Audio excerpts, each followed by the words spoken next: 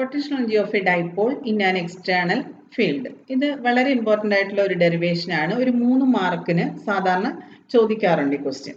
അപ്പോൾ ഈ ഒരു ക്വസ്റ്റ്യൻ വന്നു കഴിഞ്ഞാൽ ആദ്യമേ നമ്മൾ പടം വരയ്ക്കണം. ഇതിനകത്ത് ഞാൻ ടെക്സ്റ്റിനകത്ത് ഫിഗർ തന്നെയാണ് ഇട്ടിരിക്കുന്നത്. നോക്കിക്കേ, ഒരു ഡൈപോൾ ആണ്. Q മൈനസ് Q ചാർജസ്, അവർക്കിടയിലുള്ള ഡിസ്റ്റൻസ് ആണ് 2a. അത് ഒരു എക്സ്റ്റേണൽ ഇലക്ട്രിക് ഫീൽഡിൽ ഇരിക്കുകയാണ്. അപ്പോൾ എക്സ്റ്റേണൽ ഇലക്ട്രിക് ഫീൽഡിൽ ഒരു ഡൈപോൾ ഇരുന്നാൽ നമുക്കറിയാം അവിടെ ടോർക്ക് ആക്ട് ചെയ്യും. അപ്പോൾ ടോർക്കിന്റെ ഇക്വേഷൻ നമ്മൾ കഴിഞ്ഞ ഫസ്റ്റ് ചാപ്റ്ററിൽ പഠിച്ചതാണ്. എന്താണ്?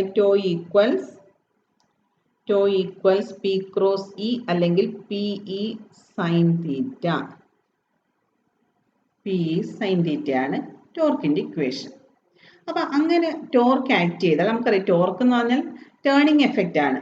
ടോർക്ക് ആക്ട് ചെയ്ത് കഴിഞ്ഞാൽ ആ ബോഡി റൊട്ടേറ്റ് ചെയ്യും. അപ്പൊ ഇവിടെ ഈ ഒരു ഇലക്ട്രിക് ഫീൽഡിൽ ഒരു ഡൈപോള് തീറ്റ ആംഗിൾ മേക്ക് ചെയ്യുന്ന കണക്ക് പ്ലേസ് ചെയ്ത് കഴിഞ്ഞാൽ അതിൽ ടോർക്ക് ആക്ട് ചെയ്യുകയും ഈ ടോർക്ക് മൂലം ഈ ഡൈപോള് റൊട്ടേറ്റ് ചെയ്യുകയും ചെയ്യും.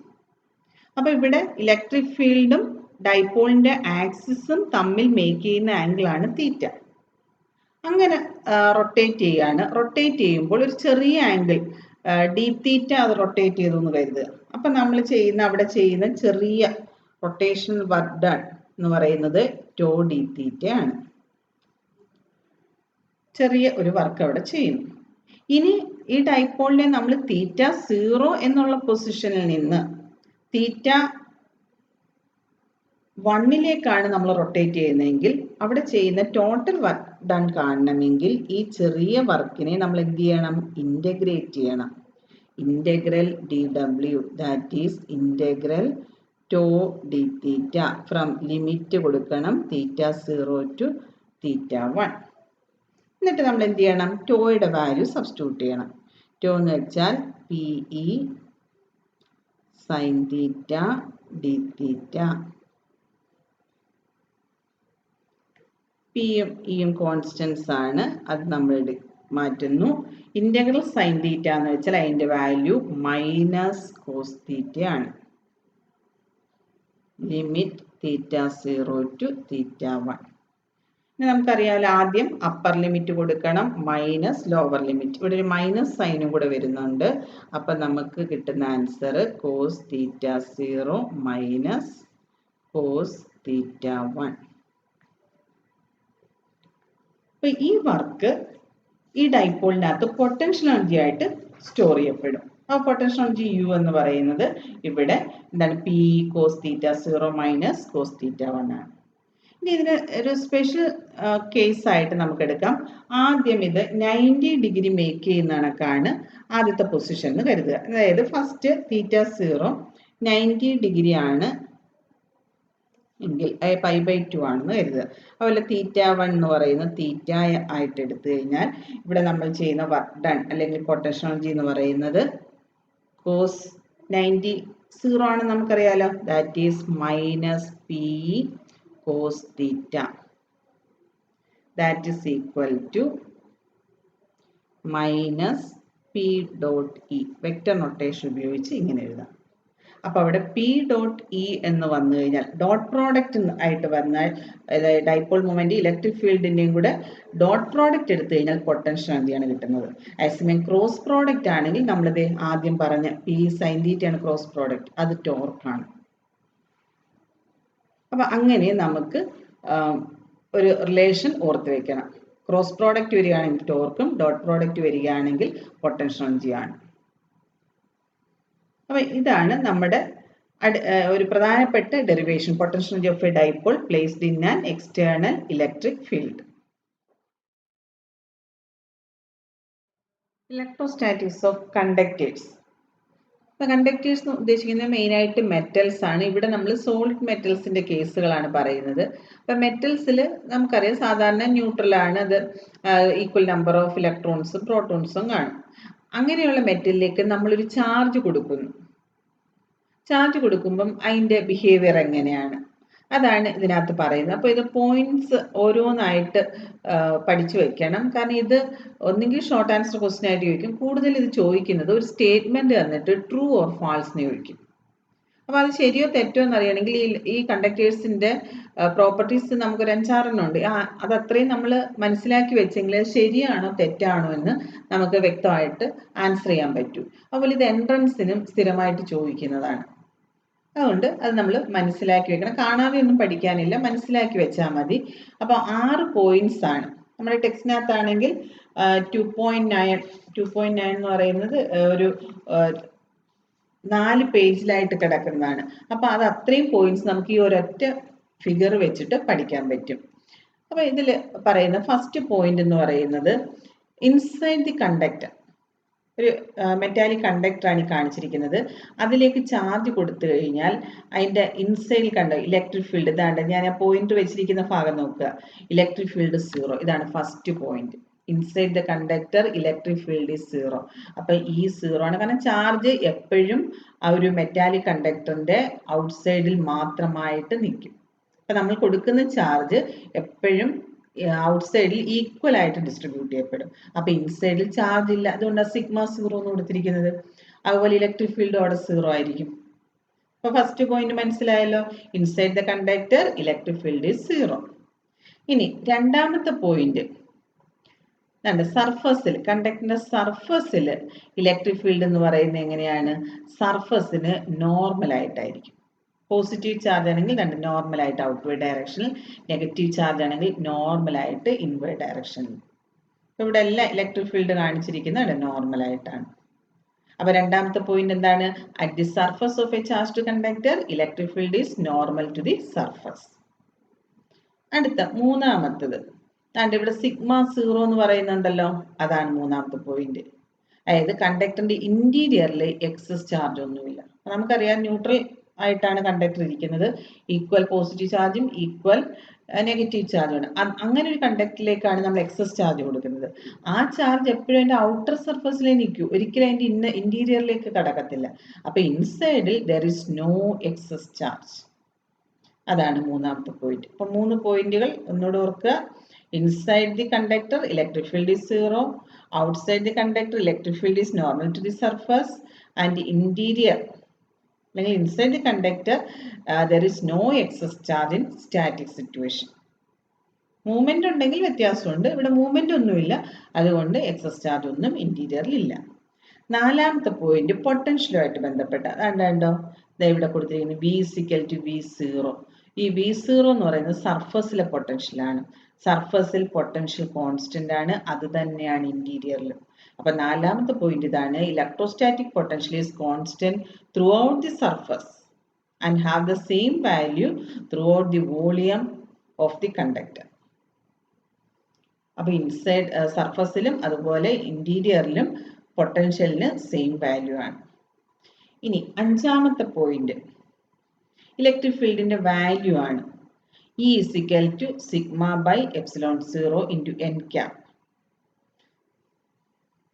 അപ്പോൾ sigma by epsilon 0 into N cap, അവിടെ സിഗ്മ എന്ന സർഫസ് ചാർജ് ഡെൻസിറ്റി ആണ്, എപ്സിലോൺ 0 അബ്സല്യൂട്ട് പെർമിറ്റിവിറ്റി ആണ്. ഈ രണ്ട് കാര്യങ്ങളെ മാത്രമേ അത് ഡിപ്പെൻഡ് ചെയ്യത്തുള്ളൂ. അതായത് വളരെ ക്ലോസ് ആയിട്ടുള്ള സർഫസിനോട് ചേർന്നുള്ള പോയിന്റിലെല്ലാം ഇലക്ട്രിക് ഫീൽഡ് ഏറെക്കുറെ കോൺസ്റ്റന്റ് ആണ്, that is sigma by epsilon 0 ആണ്, ഡയറക്ഷൻ നോർമൽ ആണ്, അതുകൊണ്ടാണ് എൻ ക്യാപ്പ് കൊടുക്കുന്നത്.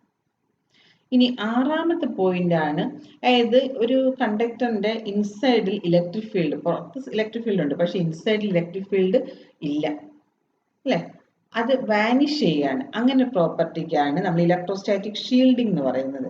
ഇതിന് ഒത്തിരി ആപ്ലിക്കേഷൻ ഉണ്ട്. വളരെ സെൻസിറ്റീവ് ആയിട്ടുള്ള ഒരു ഇൻസ്ട്രുമെന്റ് നമുക്ക് പ്രൊട്ടക്ട് ചെയ്യണമെങ്കിൽ നമുക്ക് എന്ത് ചെയ്യാം, മെറ്റാലിക് കേസിനകത്ത് വെച്ചാൽ മതി. അപ്പോൾ എക്സ്റ്റേണൽ ഇലക്ട്രിക് ഫീൽഡിൽ നിന്നെല്ലാം അതിനെ പ്രൊട്ടക്ട് ചെയ്യാം. കാരണം ആ മെറ്റൽ ബോക്സിനകത്തേക്ക് ഇലക്ട്രിക് ഫീൽഡ് പുറത്തുനിന്ന് വരില്ല.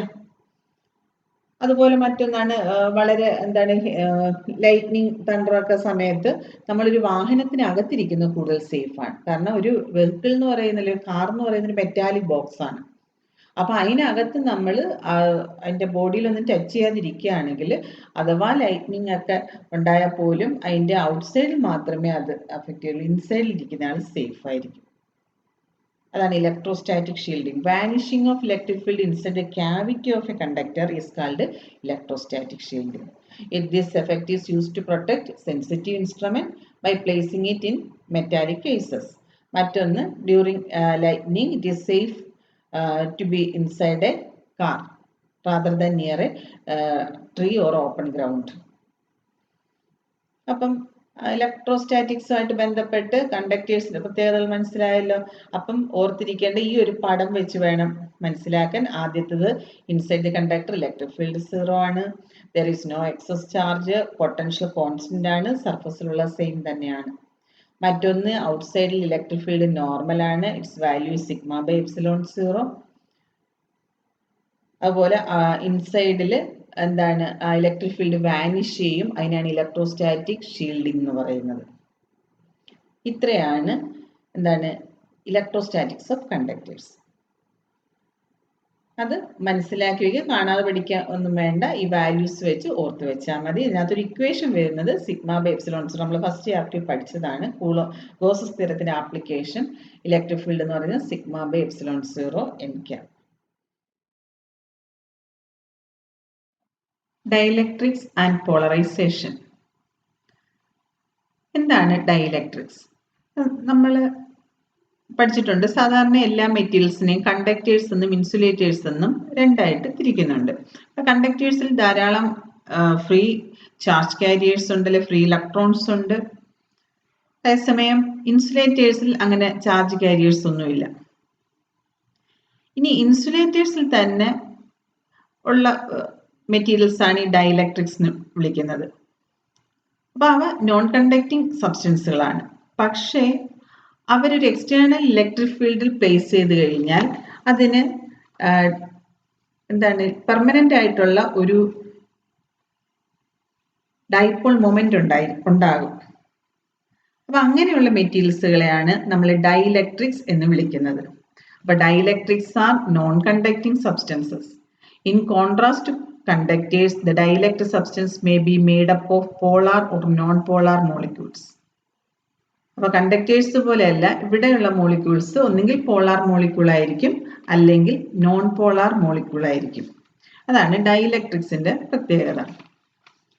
അതിന് എക്സാമ്പിൾ എന്ന് പറയുന്നത് വാട്ടർ, ഗ്ലാസ്, മൈക്ക, പേപ്പർ, ഇവയൊക്കെ ഡൈഇലക്ട്രിക്സിൽ പെടുന്ന മെറ്റീരിയൽസ് ആണ്. അപ്പൊ ഇവ ഒരു എക്സ്റ്റേണൽ ഇലക്ട്രിക് ഫീൽഡ് വെച്ചിരുന്നാൽ അവ ഇലക്ട്രിക്കൽ എഫക്റ്റ് ട്രാൻസ്മിറ്റ് ചെയ്യും. അതിനുള്ള ഒരു കപ്പാസിറ്റി ഇവർക്കുണ്ട്. അപ്പൊ അവിടെ വരും, അങ്ങനെ പ്ലേസ് ചെയ്ത് കഴിയുമ്പോൾ അവിടെ ഒരു പെർമനന്റ് ഡൈപോൾ മൊമെന്റ് അവിടെ ഉണ്ടാകും. അങ്ങനെ ഉണ്ടാകുന്ന ഡൈപോൾ മൊമെന്റ് പെർ യൂണിറ്റ് വോളിയത്തിന് വിളിക്കുന്ന പേരാണ് polarisation. Dipole moment per unit volume is called polarisation. അത് ലീനിയർ ആയിട്ടുള്ള isotropic ഡൈഇലക്ട്രിക്സിന് P is equal to psi E into E ആണ്. ഏതൊരു എക്സ്റ്റേണൽ ഇലക്ട്രിക് ഫീൽഡിലാണല്ലോ വെക്കുന്നത്. അപ്പം ഇലക്ട്രിക് ഫീൽഡ് വെക്കുമ്പോൾ അതിന് പ്രൊപ്പോർഷണൽ ആയിട്ടാണ് അവിടെ പോളറൈസേഷൻ ഉണ്ടാകുന്നത്.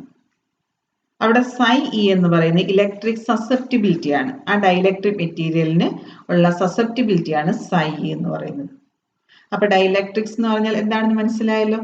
ശരിക്കും പറഞ്ഞാൽ അവർ ഇൻസുലേറ്റേഴ്സ് തന്നെയാണ്, നോൺ കണ്ടക്ടിങ് സബ്സ്റ്റൻസുകളാണ്. പക്ഷെ അവർ പോളാറോ നോൺ പോളാറോ മോളിക്യൂൾസിനാൽ നിർമ്മിക്കപ്പെട്ടിരിക്കുന്നു.